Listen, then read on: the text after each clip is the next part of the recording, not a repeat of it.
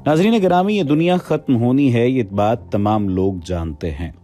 आखिरुज़्ज़मा, आमद मसीहा, याजूज माजूज और क़यामत से पहले बर्पा होने वाले आखिरी मार्का खैर शर जैसे मौज़ूआत सिर्फ उलमा इस्लाम ही का मौजू नहीं, बल्कि ईसाईयत और यहूदियत में भी ये सब मुद्दतों से ज़ेर बहस और ज़ेर मुतालिया रहे हैं।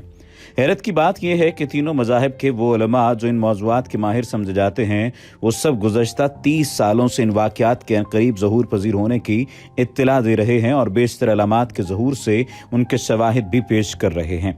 आज की इस वीडियो में हम आपको एजेंडा 21 के बारे में बताएंगे कि यहूदी आलमों ने कोविड-19 के बाद एजेंडा 21 की पेशगोई भी कर दी है।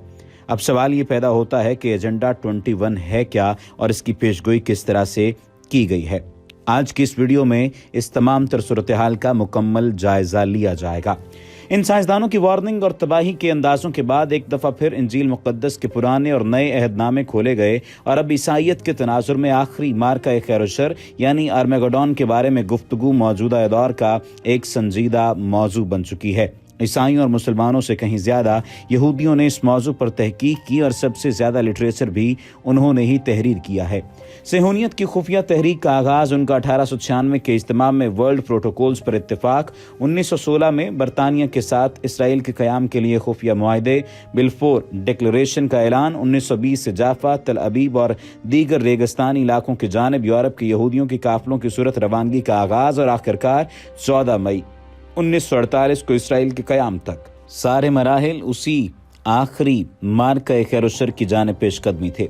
वो मार्का जिसके नतीजे में यहूदी हेकले सुलेमानी की दोबारा तामीर करेंगे, वहां तख्त दाऊदी आरास्ता करेंगे और फिर उनका आखिरी मसीहा उस तख्त पर बैठकर एक आलमी हुकूमत कायम करेगा।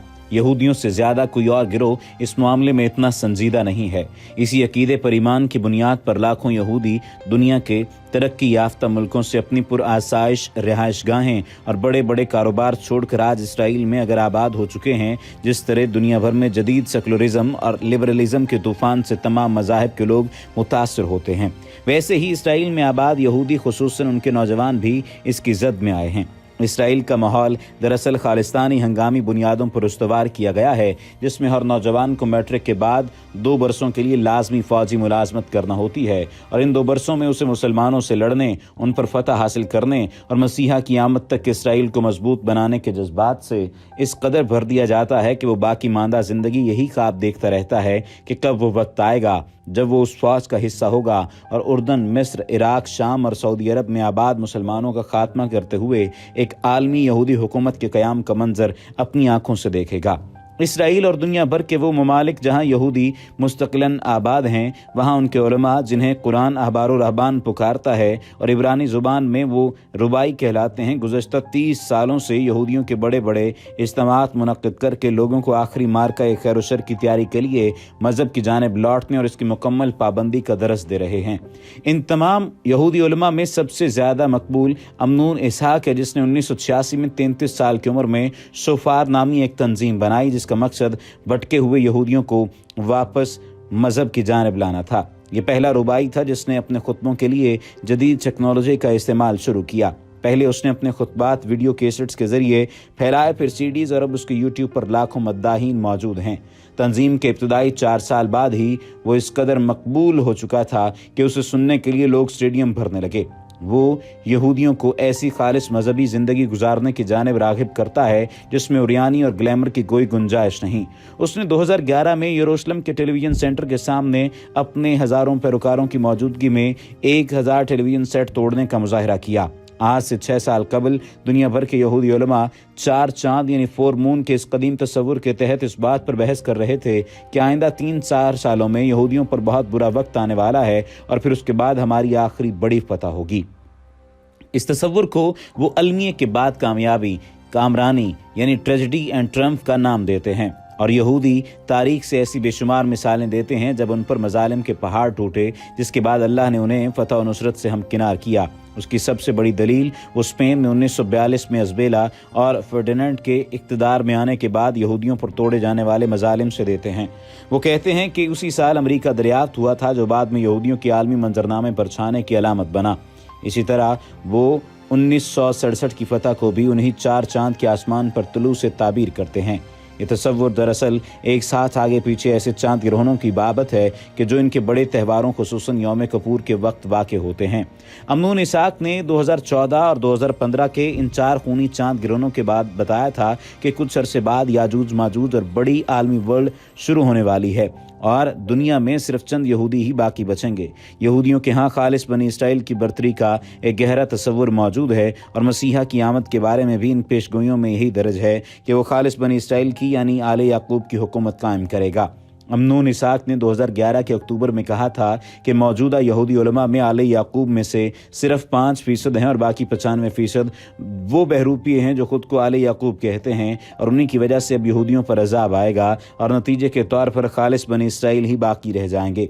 रुबाई अमनून इसाक ने 2019 के आखिर में कहा था कि कुछ माह बाद दुनिया एक बहुत बड़े वायरस का शिकार हो जाएगी और उसके मुताबिक ये वायरस दरअसल ईसाई दुनिया का आलमी एजेंडा 21 है।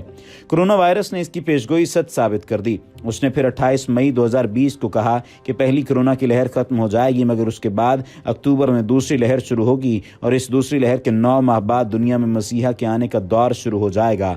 उसने तालमूद और तौरात की आयात का हवाला देते हुए कहा कि जब तक रूमी जवाल पजीर नहीं होते यानी यूरोप खत्म नहीं होता, मसीहा नहीं आएगा। अमनून इसाक इस वक्त यहूदियों में सबसे मकबूल तरीन रुबाई है जिसको सुनने के लिए यहूदी लाखों की तादाद में इकट्ठे होते हैं। उसने 1 अक्टूबर 2020 को एक ऐसी वीडियो जारी की जिसने पूरी दुनिया में एक हिजान बर्पा कर रखा है। इस वीडियो में उसने अगले 10 सालों के लिए अक़वाम मुत्तहिदा के न्यू वर्ल्ड ऑर्डर के खुफिया प्लान से पर्दा उठाया है। अब ये बात तो आप तमाम तर लोग जान चुके हैं कि सहूनियत का और न्यू वर्ल्ड ऑर्डर का कितना गहरा ताल्लुक है।